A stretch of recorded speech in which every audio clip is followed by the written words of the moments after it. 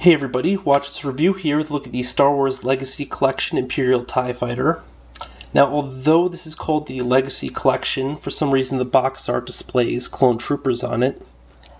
I honestly do not know what's up with that, but whatever. At any rate, this is a Target exclusive that I picked up on clearance for $10, which makes it March's deal of the month, which I'm uploading in the middle of April, so yeah, I get a little bit behind on things, but bought this last month, but was meaning to talk about it. Took it out of package, empty box, obviously, but I left the pilot in for display purposes. And it's just been sitting on top of my, one of my bookshelves ever since, so I figured I'd take this out, take a while to talk about this, finally get rid of this packaging and toss the pilot into the ship.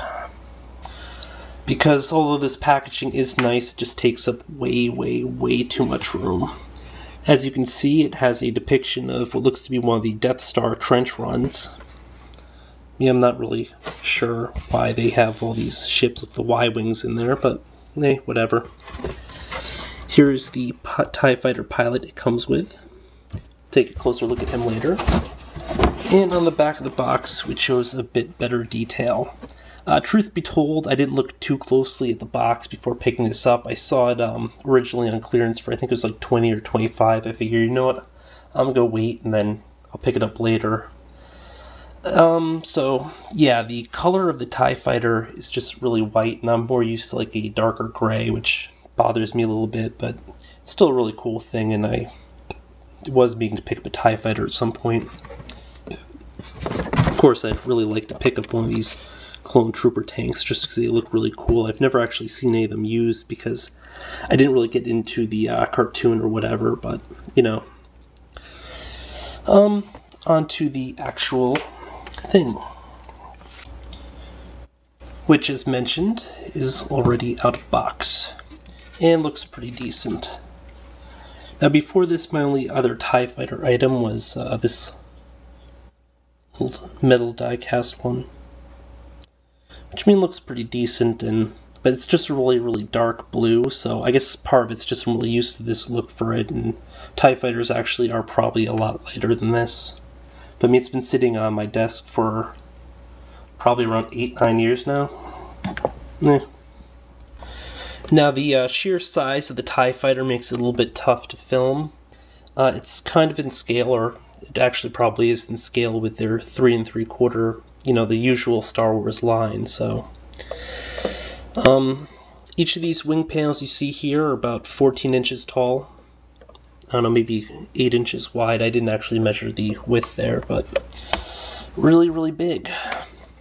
Now the cockpit has sort of a ruby quartz paneling here, which you can also see along the top.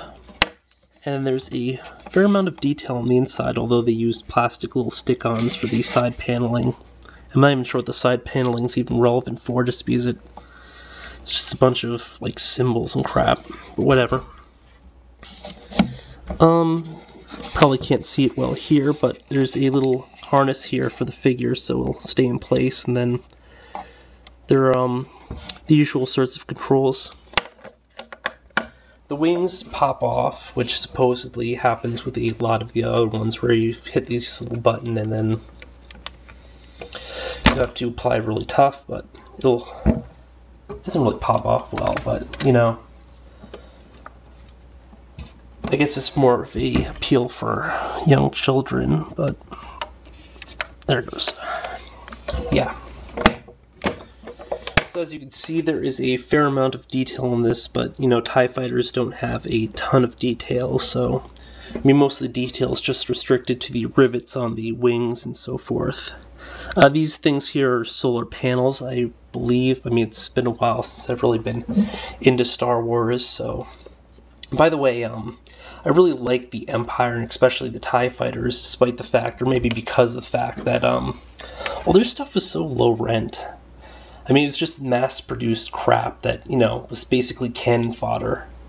Now, unlike every other Rebel fighter out there, TIE Fighters, well, I mean the standard ones, didn't have any sort of shielding, and then beyond that, they also didn't have any hyperdrives, so they basically relied on the Star Destroyers to take them to and from places, then battleships or whatever or battle stations just for refueling. So, I mean, these things really weren't meant for anything other than taking a few shots at like an X-wing or a Y-wing and then getting blown up, which kind of sucks. But lifetime employment in the Imperial Army, because you sign up, odds are you'll be dead before the end of your term. Twin ion cannons here.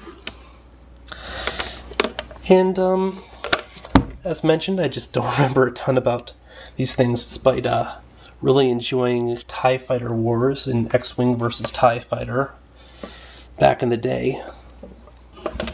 Let's take a closer look at the Imperial. Now, you probably weren't able to see this back when I was doing the packaging shots, but the inner packaging that held the pilot has the Imperial logo on it. It just looks pretty damn cool. As for the actual pilot here, there's a lot of detail in terms of texturing. Unfortunately, you won't be able to make out a lot of this just because it's a kind of glossy black figure, so light reflects against it, camera resolution doesn't work too well. What can you do? The helmet is removable and will reveal what looks to be a generic clone head, but hey, at least you can remove the helmet. The apparatus, of course, is also like pegged in there.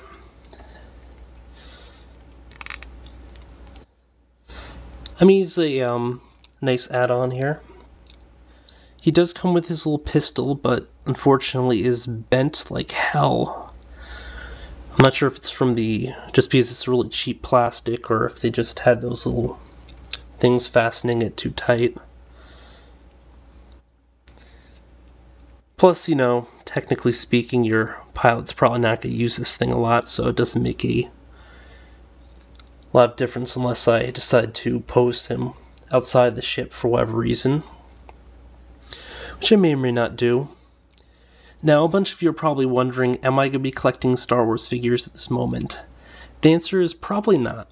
And although there are a few Star Wars characters I do like, and I did collect Star Wars stuff at one point, there's one thing that's really keeping me back from collecting this line and really getting into it. And, you know, just tell me if I'm being a little bit shallow here, but, well, first of all, I picked up Zuckuss around the same time. He looks really awesome in pack, but I really don't see the point of removing him from pack just because you really can't do a ton with the figures.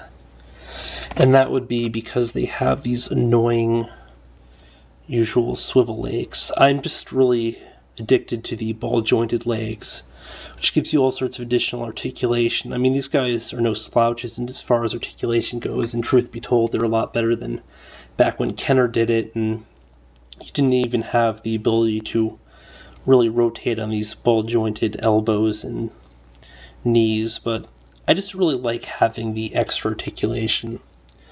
Plus, as shown here, the packaging is just so cool for a lot of these regular figures. I picked up Zuckuss. I actually saw a whole bunch from this wave, but I assumed it was a more recent wave when I started picking these up, so I only grabbed Zuckuss from it. I should have grabbed them all, but I mostly wanted to collect the bounty hunters, but obviously I'm not talking about Zuckuss, I'm talking about the TIE Fighter right now, so I'm not even sure why I'm bringing this up, but oh right, I was discussing whether or not I'd actually be collecting Star Wars stuff, and the answer is probably not. Although, I mean, there are going to be exceptions from time to time, and I actually have made some recent exceptions. I'll have to show off some of the older stuff that I have. All in all, I don't feel as strongly about this as I thought I would, but half that's just due to the color, half of it's just the fact this is so ginormous that it eats up a lot of room. I'm really used to, you know, your battleships or fighters being a bit smaller than this, but it's really cool, and I probably will use some of my Star Wars stuff in scale with the Marvel Universe and Infinite Heroes stuff, so, you know, I've got plans for it. Oh, plus the G.I. Joes I picked up. G.I. Joes I might start collecting, because there are a few that I actually have picked up at this point, but I mean more as, you know, as a supplement to the other stuff, not on their own merits usually. But until next time, folks.